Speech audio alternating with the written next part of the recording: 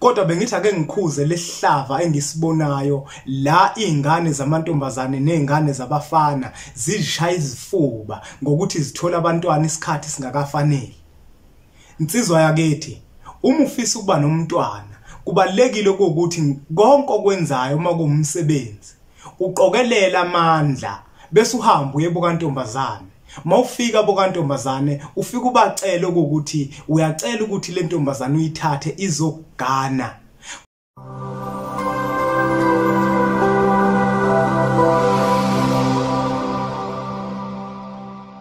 Kwathi ngithi kunina benkashana kaMenzi yaphuza umlaza ngameva yaphula umlilo ngamahlamvu abanye bocima ngamanzi.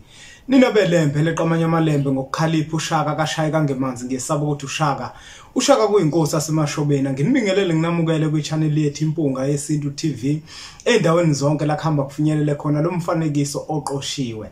Uma ukuthi usanda kusijoyina ke kule channel ibizo lami ngumlekeleli wakambanjwa. Kanti insizwa zingibiza ngonduna kaNdaba, untombi ziyamncumela, unsizwa ziyamkhomba, isilwane esincane saphuma ehlathini ekseni kovivi sazivuthulula ngoba sigcwele amabethe.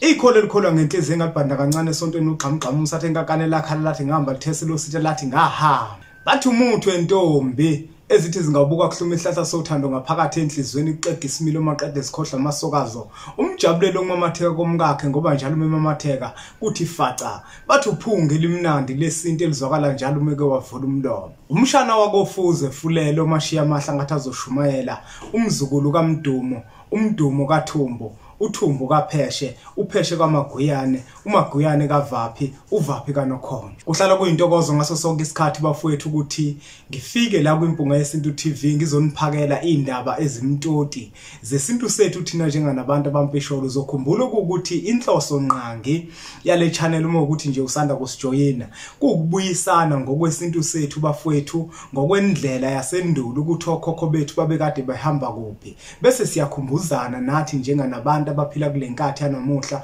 ukuthi okhokho bethu babekade behamba la. Thina njengoba sesihamba kule ndlela ngabe yiyo yini indlela esihamba kuyo eyayikade ihamba okhokho bethu. Ukhumbuleke njalo ukuthi zikhona incwadi zempunga yesintu esihloko sithi sithini isintu nencwadi esihloko sithi amava ahlabahlosile. Zombili le ncwadi ziyatholakala ezitolo zakwa Adams and Greeks. Uma useMaritzburg uzithola kuLong Market, kanti uma useThekwini uzithola kuWest Street. Uma ukude nale ndawo sike senze isiqiniseko sokuthi siyakwazi ukuthi sizithumele zifike kuwena qathatha. Namuhla ke bafowethu ngiyimpunga yesintu ngiyafisa ukuthi ngikhulume ngesihloko engisibonayo bafowethu ukuthi sithanda ukuthi sibe bucayi. Mhlambe ngenzeka ukuthi iningi labantu ababukele njengamanje bangangezwa kahle, kodwa ngizocela ukuthi uma mhlambe kukhona umuntu ozothi uma ubuka lo mfanekiso eqoshiwe bese angezwa kahle angaphumi kulomuzi, ngoba kulomuzi bafowethu kukhulunywa iqiniso, kulomuzi kuphilwa ngeqiniso. Yingakho ke bafowethu singeke sakhuluma izinto esizohlala sizithanda thina ngaphakathi enhlizweni ngaso sonke isikhathi, kodwa sokhuluma nezinye zezinto ezoba upelepele. Angeke sahlala sikhuluma izinto eziwushukela. Uma sokhuluma izinto eziwushukela lokho kuzosenza ukuthi sigule. Kubalekile ukuthi sikhulume ezinye zezinto ezizoba amaqiniso ezizokwazi ukuthi zisilaphe. Namuhla bafowethu ngifisa ukukhuluma ngendaba yokuzala nokuzalisa ngaphandle komgcaci. Leyo nto bafowethu iyihlazo elikhulu. Abantu abaningi siyabona futhi siyathola ukuthi sebekhohliwe ukuthi ukuzala nokuzalisa ngaphandle komgcaci okanye ungakashadi kuyinto eyihlazo. Kungani sisho kanje?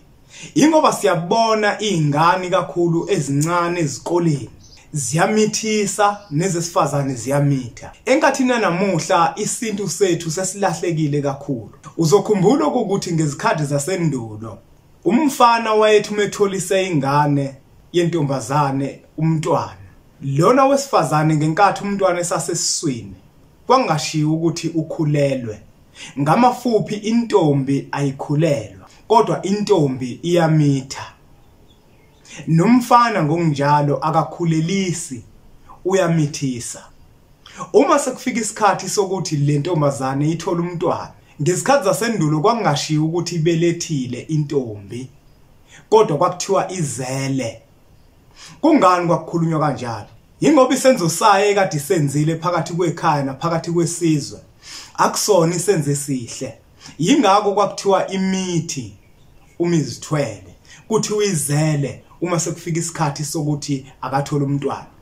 Ingoba isenzo sayo sisuke singesihle phakathi kwesizwe, sisuke singesihle phakathi kwekhaya. Yingakho ke kwakushiwo kanjalo kufaniswe nesilwane. Ngoba asuke kwenzile, kusuke kufana vele nobulwane. Ngiyazi ukuthi kabantu ke mhlambe kabasezwa kahle mangikhuluma kanje, kodwa ngikhuluma ngokwendlela yasendulo.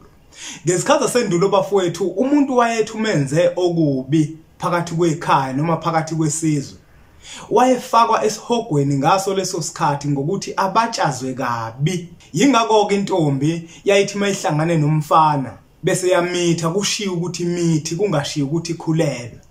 Ngoba ukukhulelwa akukona kwentombi, kodwa ukukhulelwa okomuntu osuke seganile. Nokukhulelisa ngokunjalo okomuntu osuke seganiwe. Insizwa nje ezothi ingakaganwa bese itholisa owesifazana umntwana. Lo wesifazana uma esazithwele usuke emithi ngokwesintu sethu. Lokho kusuke kukubatshazwa kwakhe kabi. Ngenhloso yokuvezela abanye abantu ukuthi lesenzo asenzile akusona isenzo esihle nesituswayo ukuthi siqhubeke senzeke phakathi kwesizwe. Yingakho ke bafowethu kwakuvele kuthiwe intombazane imithi, insizwa imithi isile. Ngoba lezo zinto zombili, ukutholakala komntwana umgcaco ungakabe bikho, kwakade kuyinto eyayingakhuthazwa ngesikhathi zasendulo. Omunye umuntu uzozibuza ukuthi uma umntwana esetholakele pho kungabe kukhona inkinga yini? Asikuveze bafowethu ukuthi ingane ihlala ngaso sonke isikhathi iyisipho esivela emathongweni. Ingane ayikazi ibe yicala phakathi kwesizwe naphakathi komuzi. Kodwa into eyenzakalayo, isenzo sikanina isona siba yicala. Uzokhumbula ukuthi umuntu nomuntu unembewu anayo ayiphiwe okhokho bakhe.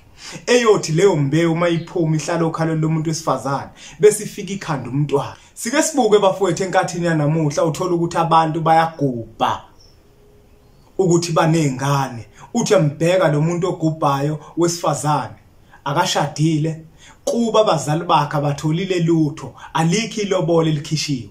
Nensizwa ngokunjalo uthola ukuthi ishaya isifubo ukuthi yona iyazalisa, izibala amantombazana abemahlane ehambe wazalisa. Mothi uyayilandela ayihlawulile kodwa. Bese uyadideka ukuthi lento eqhosha ngayo iqhoshelani, ngoba iqhosha ngehlazo. Kuyihlazo insizwa yakithi ukuzalisa ungakacacelwa. Asikubeke lokho bafowethu, ngoba la sikhuluma izinto eziyisiminya futhi sifisa ukuthi isizwe sethu sikaMthaniya sibe isizwe esizoya phambili ngendlela ehlelekile nangendlela umkhulu omkhulu ayekade edale ngayo. Uma uyinsizwa uzozalisa ungaganiwe kuyihlazo lokho, kubalekile ukuthi ukwazi. Yebo uma usukwenzile kusuke kubalekile ukuthi uyilandele yonke imigudu ekufanele ukuthi uyilandele, ukhombise ukuhlonipha lowo muzi ngokuthi uhambe uye kuona, ufike uhlawule, ufike uzilahle ngecala lakho lenzile. Nawe ntombazane, ayikho into ebuhlungu njenganokuthi wena njenganentombazane phakathi komuzi wakini bese uthola umntwana kungafanele. Phakathi komuzi wakini wena unalo ilungelo lokuthi uthole abantwana. Omunye uzabathole babe babili bese uyadideka ukuthi kwenziwa yini konke lokho.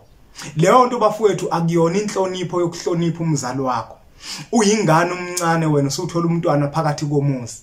Akuyona inhlonipho leyo nto leyo. Kubalekile bafowethu ukuthi izinto ezifana nalezi sizikhulume. Uzokhumbula ukuthi phakathi komuzi wakini umuntu esuke efanele ukuthi athole abantwana umama wakho okuzalayo. Wena kufanele ukuthi uthole abantwana. Kufanele ukuthi wena uhlale kahle phansi ngentombi uzigade kuze kufike isikhathi sokuthi abazali bakho bayakukhipha bakuse kamama ungemama. Kubi khona ke la uyofika uthole khona abantwana. Ngenkathi uqala manje phakathi komuzi wakini wena uthola abantwana, igama labazali bakho lidicileleka phansi. Ngoba wena ntombazane usuke sewenza umsebenzi ekufana ngabe wenziwa umama wakho emagcekeni omuzi wakini. Yingakho ke bafowethu kubalekile ukuthi izinkulumo ezifana nalezi sizikhulume ukuze amantombazana azosigana kusasa ezokwazi ukuthi akhuthaze izingane ngalo leqiniso engilikhulumayo njengamanje. Ngoba Umuntu wesifazane osuke engalazi iqiniso nelingakaze likhulunywe iqiniso kuyena uyehluleka ukuthi aluleke ingane asuke seyizele ngeqiniso.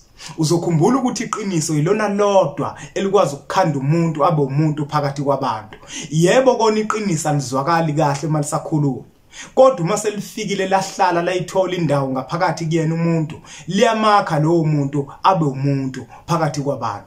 Hayi bafowethu, ngimpunga yesintu bengingalwi.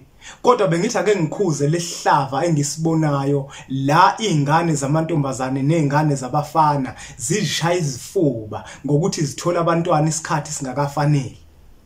Insizwa yakethi, uma ufisa ukuba nomntwana, kubalekile ukuthi konke okwenzayo uma kuwumsebenzi uqokelela amandla bese uhamba uye bokantombazane. Mawufika bokantombazane ufika ubacela ukuthi uyacela ukuthi le ntombazane uyithathe izogana. Khona uzokwazi ukuthi ke lo wesifazane mesefika emagcekeni akeni bese kube yima umtholisa umntwana.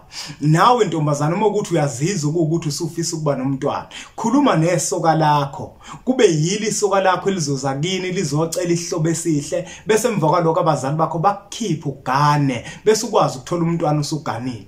Hayi lento yokuthi bafowethu kuzothola abantwana kungakaganwa, ngoba leyo nto igcina isidalela ingane inkinga eziningi ezahlukene. Uzokhumbula ukuthi insizwa uma sezizalisile zijaha ukuthi izingane zazo uthola ukuthi insizwa ihlawulile. Insizwa yakithi awunalo igunya wena lokuthi wenzele ingane isiko kini ngoba naku uyazi ukuthi iphume esendeni lakho bese uthi wena uzoyithatha uyilethe kini uzoyenzela isiko. Wena ufana nomuntu otshale ensimini yomuntu, ukuze uvune leso sivuno sitshalile ensimini yomuntu udinga imvumo yomnikazi wensimu. Yingakho ke kubalekile ukuthi uma uyinsizwa uzalisile uhlawule icala lakho, ngoba ukuzalisa kwakho usuke wenza ihlazo phakathi kwesizwe naphakathi komuzi wakini. Ukuzalisa insizwa kethu usuke ungamhloniphanga uyihlo okuzalayo, usuke ungamhloniphanga umama okuzalayo. Nawe ntombazana ukuzala phakathi kwekhaya usuke wenza icala elikhulu. Umhloniphanga umama wakho, umhloniphanga ubaba wakho osuke kuzala. Uma lensizwa le ibe yisigebengu yangafika ukuzohlawula phakathi komuzi wakini, kusuke kubalekile ukuthi wena njenganentombazana uthola imbuzo ozocela ngayo intethelelo phakathi komuzi wakini, okuyimbuzo ozoyinikeza uyihlo okuzalayo. Kuba uyena ohamba naye emsama yokucelela intethelelo, ngoba izinto zenu ziyakwazi ukuthi zibambeke njenganabantu uma kuukuthi wena njenganentombazana uzozala phakathi komuzi bese umfana angafiki ukuzohlawula. Ithongo lisuke lithukuthele ngaleso senzo sokusenzile, ngoba uzokhumbula ngishilo ngathi usuke wenze wena into ithongo elingayilindele, into ebekufanele ukuthi yenziwe umama wakho phakathi komuzi, ngoba uyena umuntu osuke eganile phakathi komuzi onemvume yokuthi athole abantwana. Ngenkathi ithongo lithukuthele ukuthi wena utholela umntwana egcekeni insizwa yangafika ukuzohlawula, livele lihlehle eduze kwakho. Kunomuntu njengamanje uthola ukuthi unayo umntwana, uyawufuna umsebenzi kodwa akawutholi. Yini enza ukuthi umsebenzi angawutholi? Ingoba ithongo lasekhaya lithukuthele, wathola umntwana wena lehuzo okanye lehumusha elakutholisa umntwana alisafiki manje ukuzohlawula phakathi komuzi. Lokho ke kumthwalo wakho ngoba navumelana nina nobabili ngenkathi nihlangana ukuze kuvele umntwana. Kufanele ukuthi wena ke mawuthola amandla bese uthola imbuzi ozozithoba ngayo kubaba wakho okuzalayo, kuba uyena oyemsamo ayoguqa akucelela intethelelo. Nawe insizwa yakithi ungathola ukuthi izinto zakho zifasekile njengamanje, inqubekela phambili awuyiboni ingoba uhlawulile kulowa muzi. Kufanele ukuthi uhambe uyohlawula. Mhlambe wazalisa waphika, ayikho vele into yakhe ezohamba kahle uma wazalisa waphika, ngoba wenza icala elikhulu.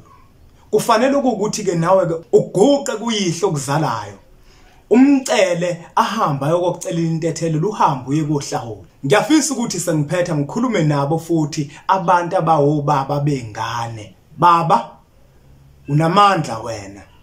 Uyayibona ingane yakhe ikhulile umfana, kodwa manje asikho isinyathelo sithathayo. Ingane yakho awukwazi ukuthi uyiluleke ngokuthi ayingakwenzi ukuthi ekubeni ungayikhombisanga ukuthi mayifikelwa ukwenza ukuthile ikwenze kuphi.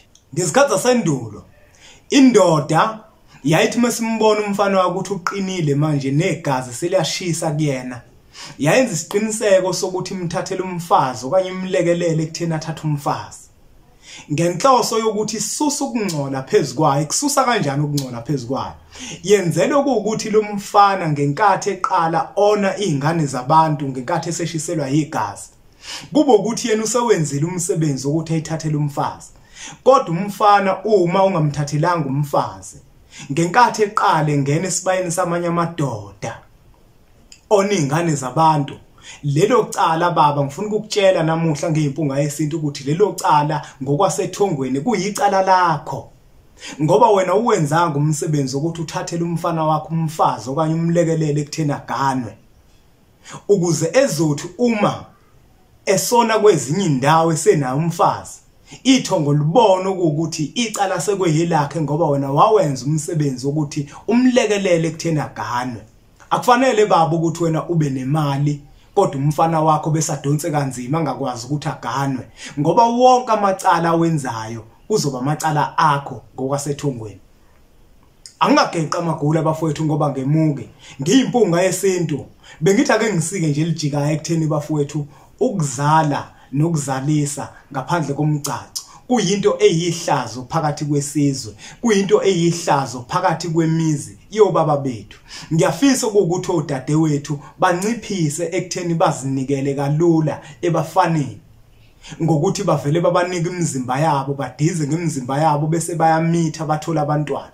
Nensizwa ngiyafisa ukuthi zikwazi ukuthi zisebenze kanzima bese ziyaganwa ukuze zikwazi ukuthi zithi ziqhosha ngokuthi zinezingane, kodwa zinezingane ezizithole nabantu ababaganile ababafazi ba. Ngiyazi bafowethu ukuthi akuzwakali kahle lokho engikukhulumayo, vele iqiniso ladalwa lalodwa kwabo laba intandane, alinamfo wabo alinadade wabo. Nami ngiyimpunga yesintu njengoba ngilikhuluma iqiniso elifana naleli, abantu abaningi abasezwa kahle kodwa kubona sengifana nomuntu obhedayo. Kulungileke kodwa ngelinye ilanga umuntu nomuntu uyothi ehlele seyedwa, unembeza wakhe uyomtshela ngoba unembeza awukhohlisi umuntu. Bafowethu ngiyacela niqhubeke nisubscribe la ku channel yethu Impunga Yesintu TV, bese niqhubeke futhi nokuthenga incwadi zempunga yesintu ezikhuluma isintu sethu thina njenganabantu abambisholo.